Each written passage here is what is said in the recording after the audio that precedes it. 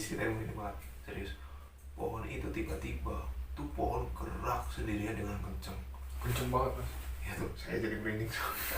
Ya kalau itu sih kayak hembusan angin tapi satu lingkaran doang, nggak apa tuh, nggak banyak, enggak lah ya, cuma satu lingkaran. Itu yang saya perhatiin. Dari situ saya ngerasain wah bener-bener merinding tuh. Itu kok herannya tuh kok cuma satu pohon doang tuh yang berapa yang goyang-goyang itu yang muter sama pohon. Pohon tuh muter ya mas? Iya maksudnya ya di pohon-pohon kecilnya itu muter, di pohon yang gede itu cuma pohon yang kecil itu kayak ada pusaran angin atau gimana itu muter.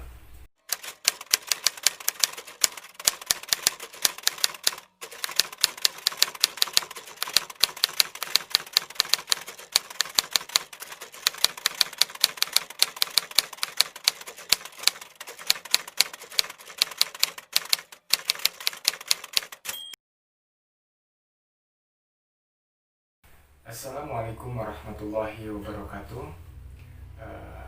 Sahabat AMPTP 22 yang tetap setia menonton konten-konten kami.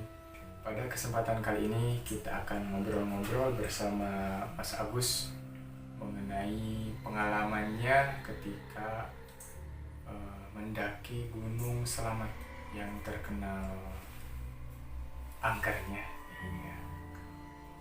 Di sini Mas Agus akan menceritakan dari awal perjalanan sampai kembali lagi dengan selamat. Ada pengalaman apa saja, khususnya hal-hal mistis apa saja yang pernah Mas Agus alami ketika saat mendaki Gunung Selamat.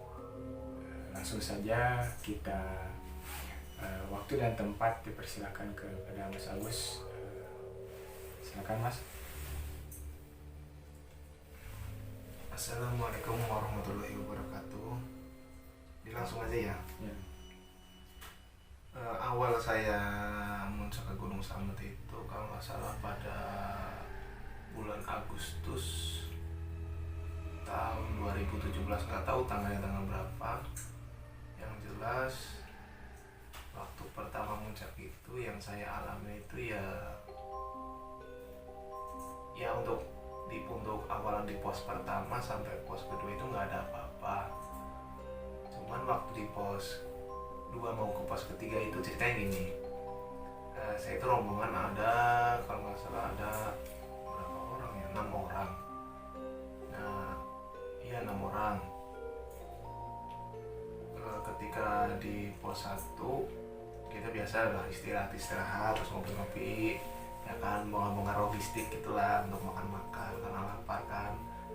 Selanjutnya sama di pos 2. Nah di pos 2 itu ada temen yang nungguin 2 orang tuh istilahnya ke atas dulu lah, ke pos 3, mau ke pos 3. Di situ kami ya sisa kan berempat orang, yang berempat itu orang itu ya kami istirahat di pos 2 itu. Nah saya merasa lelah saya itu udah terobati lah karena istirahat di pos 2 itu. Saya ingin melanjutkan nyusul sama yang 2 orang itu, yang 2 orang yang tersebut yang udah duluan gitu. Nah yang 3 itu diajak pada nggak mau, mereka masih lelah gitu. Akhirnya yaudah saya memberanikan sendiri nyusul mereka. Pas di tengah perjalanan itu, awalnya sih biasa saja. Pas waktu berangkat tuh biasa aja, nggak ada halangan apapun gitu. Pas di tengah-tengah perjalanan itu saya merasakan ada hal-hal yang membuat saya gimana ya, yang merinding ada gitu, tapi nggak tahu itu apa. Ketika saya jalan, setiap langkah itu kiri kanan saya itu kayak ada yang ikut jalan juga gitu. Saya tengok kiri kanan tuh nggak ada. Terus posisi saya itu nggak bawa parang, nggak bawa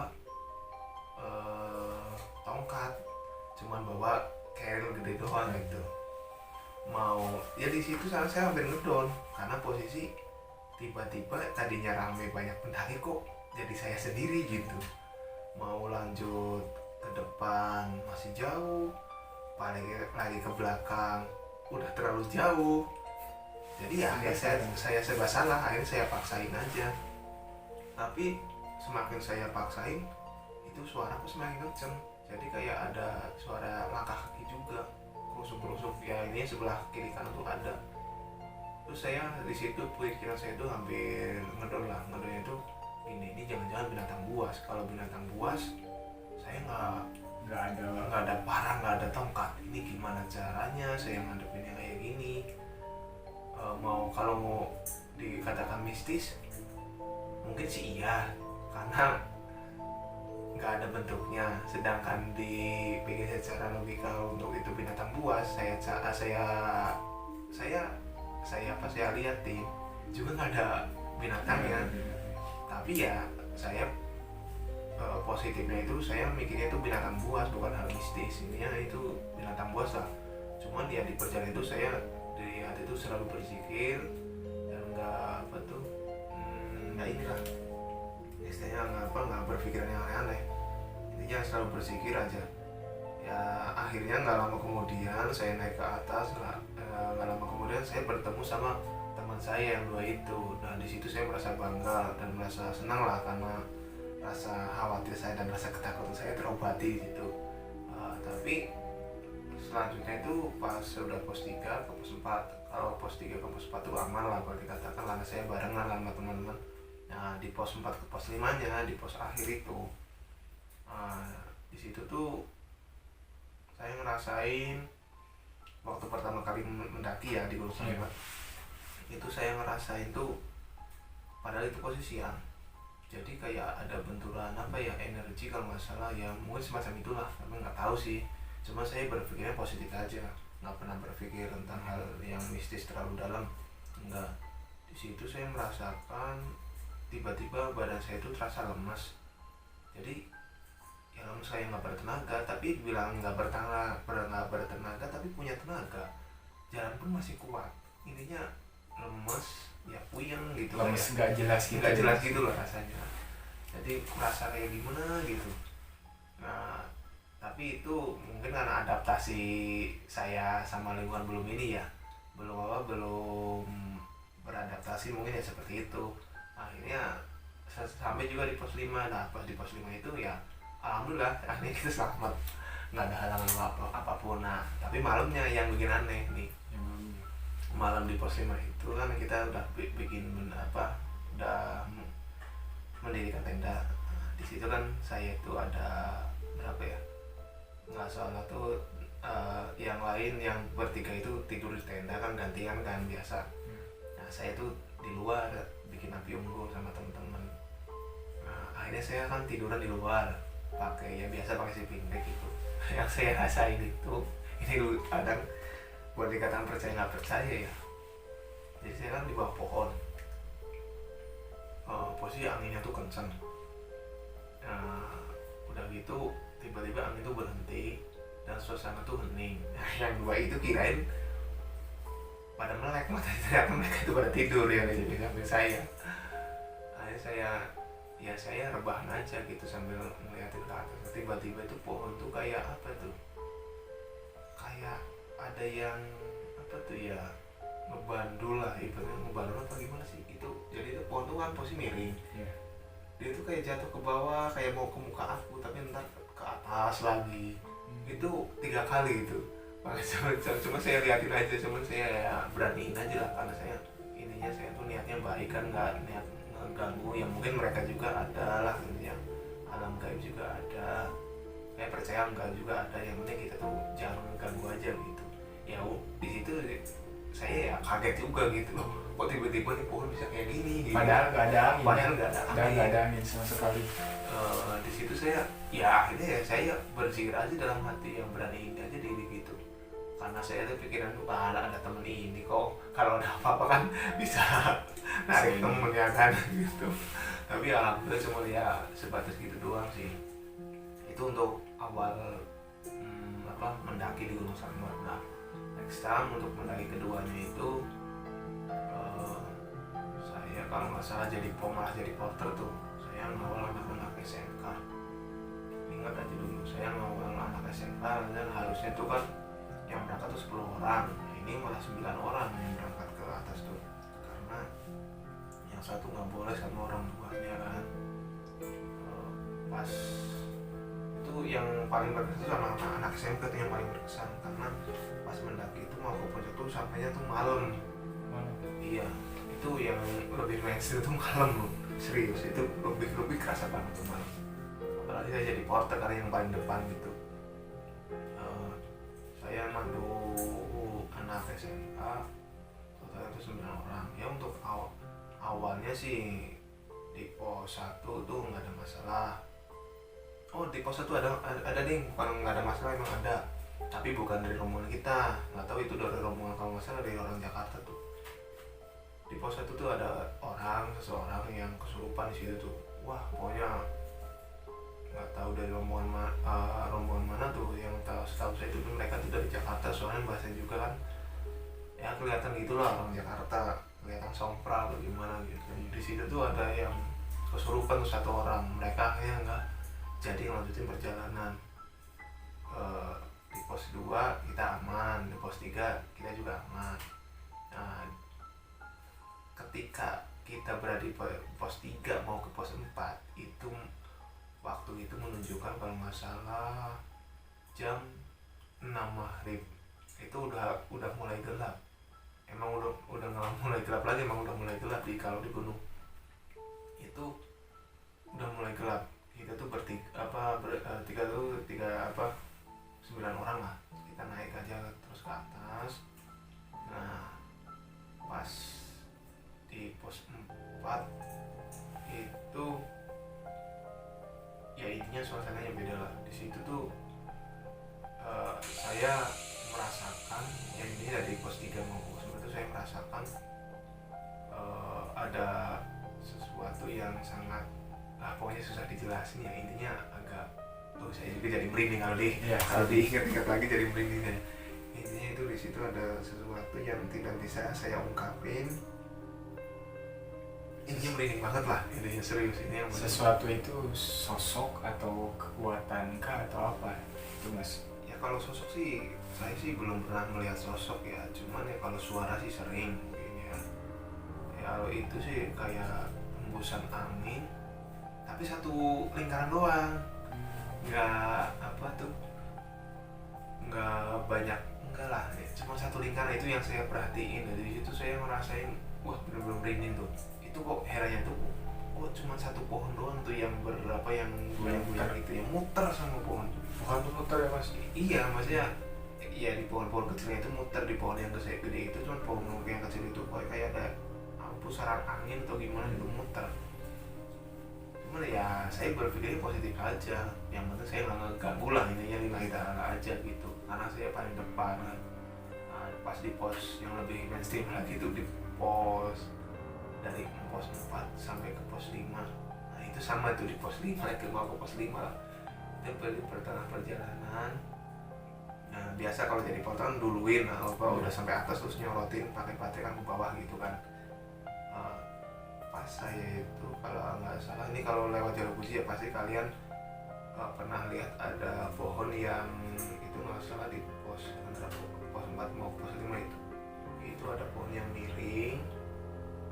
Ini ada pohon yang doyong gitu lah, miring lah gitu lah. Nah, pas jalannya ditanjakan, intinya pastinya sampai juga yang pernah mendaki nih jalur Guci yang yang via jalur Puji pasti pernah lihat nih. Itu mau pasti. Nah, di pohon itu kan saya kan paling atas di depan kan paling duluan gitu. Nah saya berhenti di situ di pinggir pohon itu sambil saya bawa senter nyorotin ke belakang, nyorotin anak-anak yang lagi naik ke atas karena senter kan pegang saya. Nah di pohon itu saya jadi merinding banget nih, kalau di sini merinding banget serius. Pohon itu tiba-tiba tuh pohon gerak sendirinya dengan kenceng banget Mas. Ya tuh saya jadi merinding. saya juga merinding. Saya males nih kalau untuk bahasanya kayak gini. Sebenarnya ini sih masalah pribadi saya, bukan masalah pribadi, ini pengalaman pribadi maksudnya gitu kan, pengalaman pribadi saya. Tapi saya nggak mau sebenarnya kalau diungkapin kayak gini, takutnya dikatakan hoak lah, apalah, banyak orangnya seperti itu. Tapi ini benar-benar real pengalaman pribadi saya. Itu di pohon itu saya berhenti sejenak terus nyalain rokok terus nyanterin mereka. Tiba-tiba pohon itu goyang kenceng banget, balon pokoknya gede loh. Pokoknya besar ya. Gede, kalau nggak salah ya dua paha lah, sebesar itu dua paha. Besar sekali. Itu goyang dengan sendirinya kenceng. Saya jujur aja sih, saya mau lari ke bawah, gengsi dong. Gengsi ya, karena jadi porter, karena Okay. paling depan, mau lari ke bawah gengsi. Akhirnya saya beraniin aja, tapi alhamdulillah nggak terjadi apa-apa sama saya gitu. Yang penting saya tuh dalam hati ya selalu berzikir gitu, ya selalu baca syahadat, selalu baca istighfar, ya alhamdulillah sama. Cuman ya itu tadi, karena takut aja, kaget sebenarnya sih, bukan ya kaget gitu. Jadi dikatakan takut ya takut karena manusiawi kan, takut. Cuman kagetnya itu yang bikin hati langsung dibak gitu. Orang nggak ada apa-apa, tiba-tiba pohon goyang loh, kenceng banget itu, serius. Jadi yang goyang tuh bukan daunnya pemirsa, tapi Pohonnya sama begitu besar daunnya itu. Oh, goyang. sama-sama goyang. Tapi saya tadinya kira itu angin, tapi saya liatin pohon yang lain tuh enggak. Oh, yang lain enggak, bahkan rumput-rumput yang lain pun enggak ikut goyang. Cuman pohon itu doang yang goyang. Mungkin suatu saat kalau saya mendaki lagi ya ke Gunung Slamet, saya fotoin deh, biar saya kalau enggak saya jelasin lagi kalau saya naik ke Gunung Slamet. Nantilah saya videoin pohon yang mana. Mungkin sampean sama kalian semua pasti pernah, buat para pendaki pasti pernah lewat ke pohon itu adanya di jalur via Guci, ada di jalur Guci, dari pendaki jalur Guci itu, bukan dari Brambangan, bukan dari Karangsari, tapi ini yang dari Guci ya. Nah, nanti saya fotoin lah itu di situ. Intinya pohon mana yang kamu, mudah-mudahan pohonnya masih ada gitu kan, karena itu udah 3 tahun yang lalu lah.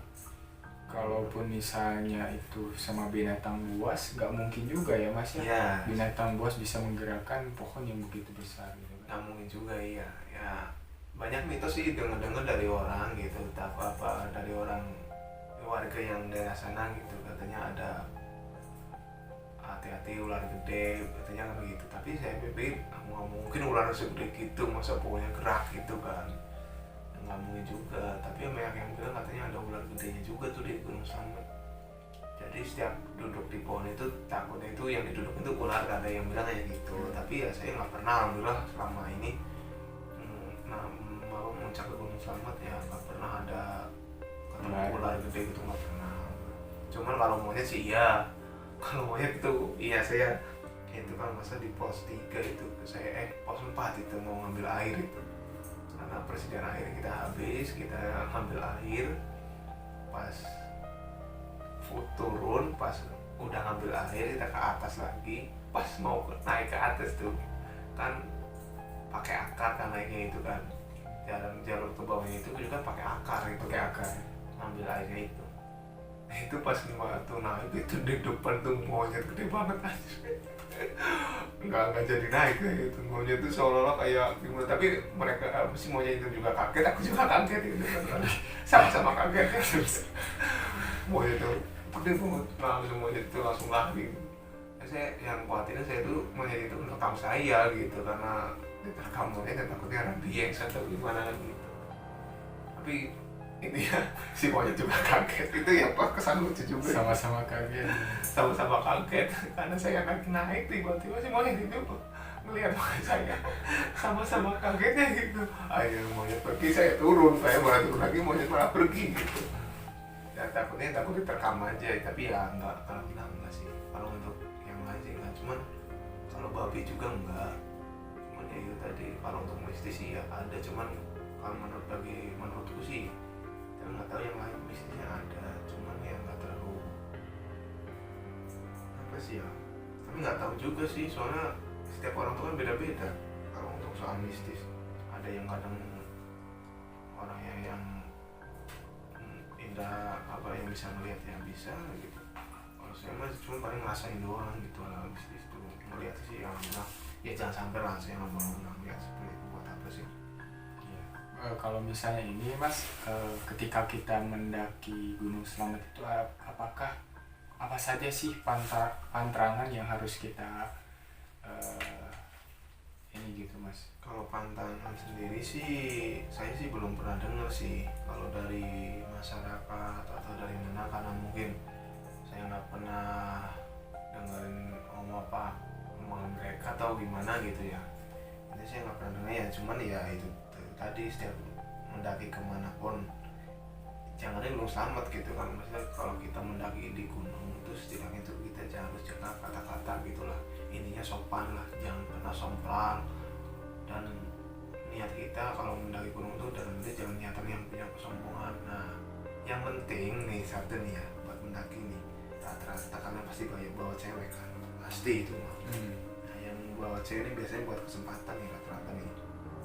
Nah, buat kesempatan apalah istilahnya, itu jangan sekali-kali jangan kalian itu yang berbuat mesum di atas gunung. Ada nih kejadian pernah dengar di Gunung Sanggu tuh ada orang yang berbuat mesum, mereka pulangnya kesasar. Ketemu gak mas itu kira-kira? Kurang tahu saya juga itu sih, kurang, cuma dengar aja gitu, tapi ya walau alam gitu ya, itu pulangnya kesasar. Itu pulangnya kesasar, saya juga nggak tahu itu ya, nggak tahu persis, cuma dengar aja selewat gitu, cuma saya nggak terlalu menghiraukan gitu. Itu rata-rata gitu intinya. Kalau kita mendaki di gunung manapun tuh satu, jangan pernah berkata apa tuh sombong lah, sombong, merasa apa sih misi itu nggak ada ya, boleh apa kita boleh nggak percaya, maksudnya jangan terlalu ngada apa gimana ya, Seperti menantang gitu ya. iya gitu dia gitu ya. Semua itu gaib itu ya ada gitu, saya percaya gaib itu ada. Kita itu kan ada dunia nyata dan dunia kan gaib kan gitu. Intinya ya nggak usah bilang merasa menonton apa sih ya jangan seperti itulah. Intinya yang penting kita tuh selalu rendah hati. Misalkan ibaratnya gini, kalau kita mau main ke rumah orang ya kita harus permisi dulu kan gitu. Sama halnya di gunung kata siapa bukan tempat gaib, itu rata-rata gunung itu kebanyakan ya tempatnya para gaib pun gitu. Makanya kita tuh harus naik. Kenapa banyak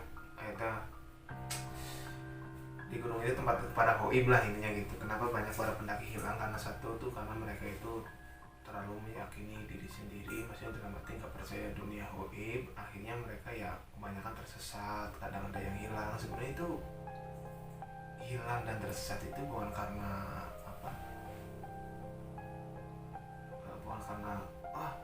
dianya aja gini, bukan. Itu adalah sebenarnya dari gaib juga.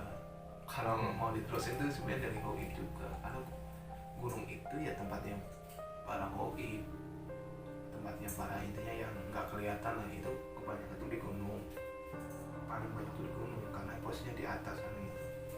Mereka tuh sukanya yang di atas gitu kan. Maka dari itu ya jangan sompral, jangan merasa terus gue emang nggak percaya apaan apaan. Nah tapi suatu saat kalau udah kejadian baru aja bilang percaya. Kalau belum kejadian mah iya, banyak lah para pendaki yang seperti itu juga ada, yang percaya juga ada gitu. Bahkan ya sampai yang terjadi kayak hilang, kesasar. Itu kalau dipikir secara normal, masa sih rombongan bisa kesasar? Kan nggak mungkin. Nah itu makanya harus hati-hati dalam mendaki ya, intinya selalu syahadat. Kedua intinya ya permisi lah, jangan sopan gitu, sama kata-kata juga dijaga. Jangan, intinya kata-kata dijaga tuh maksudnya jangan merasa apa ya, wah saya hebat, saya bisa, saya apa-apa, saya kuat. Intinya nantangin mereka gitu lah yang nggak kelihatan. Jangan nantangin mereka, jangan tantang mereka nggak kelihatan. Mereka emang nggak kelihatan bagi kita, tapi mereka melihat kita gitu. Itulah kelebihan mereka bisa lihat kita, bisa tahu karakter, bisa tahu sifat kita, dalam hati kita kan, mau kita tujuannya apa, mereka bisa tahu. Cuma kita nggak tahu mereka. Makanya mereka kadang bisa mengacaukan pikiran kita, mengacaukan segala apa yang ada di pikiran itu menjadi kacau, terus jadi konsentrasi kita jadi hilang. Itu ya karena kita dari kitanya sendiri, bukan dari mereka. Kalau kitanya baik, mereka pun ya baik. Kalau kitanya jahat, ya mereka pun bisa lebih jahat gitu. Intinya harus jaga-jaga aja gitu, harus ya hati-hati lah intinya. Yang penting satu, soal berdoa dan berzikir dalam hati, dan yang terutama ya itu tadi, jangan berkata yang menantang lah. Dalam hati pun ya jangan sampai nantang mereka, karena mereka itu bicara itu bukan bicara lisan ya. Mereka itu kalau hati kita nantang aja, maksudnya dalam hati pikiran kita nantang, mereka juga bisa tahu gitu. Tahu ya, seperti mendeteksi gitu ya. Iya, karena itu kan bicaranya bukan bicara secara lisan, bicara secara batin. Ya kayak gitu rata-rata bicara secara batin. Luar biasa sekali pengalaman Mas Agus ketika pendakian ke Gunung Selamat. Saya juga merinding mendengarkannya, karena ini jam berapa Mas? Ini jam hampir setengah 3 ya. setengah 3 tadi, kita mulai jam setengah 2 ya. Itu sih kalau pengalaman saya sih belum seberapa, mungkin ada yang lebih, ada yang luar biasa sekali ceritanya. Saksikan obrolan-obrolan kami selanjutnya seputar pendakian, kemudian seputar pengalaman-pengalaman mistis yang dialami oleh seseorang, karena pengalaman mistis yang dialami seseorang itu berbeda-beda gitu. Ya, terima kasih kepada Subbreaker permisa subscriber yang setia menonton konten-konten kami. Mohon dukungannya dengan cara klik like, share, komen, dan subrek ya. Itu jelas harus di subrek ya. kalau di subrek kan di swag aja, yang ini jangan dibanding HP-nya di swag tuh ya, yang tombol yang swag tuh yang tulisannya yang merah itu yang di pojok kanan, Subrek.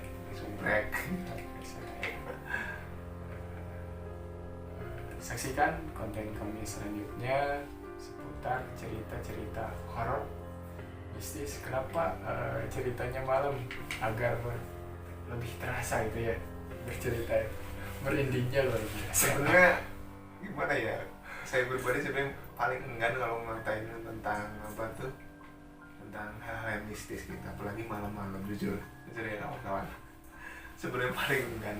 Soalnya yang kayak gitu tuh tidak ada batasan waktu, tidak ada ruangan waktu. Iya. Kalau kita ngobrolin malam-malam itu, jadi gimana ya, ini mungkin untuk yang paranormal atau yang ini yang orang-orang pinter lah gitu ya, pasti dia tahu. Saya emang nggak mungkin bisa jelasin, mungkin yang bisa jelasin mereka lah yang ahlinya kan gitu. Kenapa ngobrol malam-malam saya paling enggan, hanya mereka aja yang paling tahu lah, karena saya bukan ahlinya. Intinya saya aslinya jujur aja, saya pribadi saya nggak mau cerita tentang mistis tuh malam-malam, siang-siang juga saya nggak berani. Intinya apa yang saya alami, sebenarnya saya paling males tuh diwawancara kayak gini. Karena Tapi ini mau ya, karena gimana lagi, ini demi kalian semua kan, sahabat pemirsa yang di YouTube ini semuanya demi kalian. Sebenarnya saya paling enggak. ya, jujur saja tadi pas si Mas Agus ini bercerita mengenai pohon yang gerak dengan kerasnya gitu kan, saya langsung berinding di bulu kuduk tuh, nggak tahu kenapa bulu kuduk saya berinding sekali ketika Mas Agus bercerita mengenai pohon yang gerak dengan kerasnya. Soalnya kayak gitu tuh kayak ketarik sih, gimana sih ya, jadi apa yang kita obrol, jadi mereka itu kayak, soalnya kayak gitu tuh tidak ada batasan ruang dan waktu ya, jadi sholat cepat. Intinya tanya aja lah ke paranormal ke orang-orang pinter lah. Intinya saya soalnya bukan ahli saya itu kan. Intinya mungkin kayak siapa tuh, kayak yang lebih ahli itu di channel YouTube yang lain tuh, kayak paranormal, yang tanyain aja di komennya dia, apa benar kalau obrolan tentang mistis tuh misalnya kita di tempat mana mereka tuh bisa datang atau bisa apa, atau intinya tanyain aja lah seputar tentang kayak gitu sama mereka yang ahlinya, karena saya tuh bukan ahlinya ya. Gitu ya, saya jujur aja saya itu paling enggan kalau di wawancarai, diajak ngobrol tentang dunia mistis itu saya paling enggak, apalagi malam-malam. Itu wah Ya, merinding lah intinya, itu nggak mau lah. ya terima kasih. Sekian dari kami, mudah-mudahan pemirsa Subbreaker tetap setia menonton konten-konten kami. Ya, sekian dari kami. Wassalamualaikum warahmatullahi wabarakatuh. Salam lestari.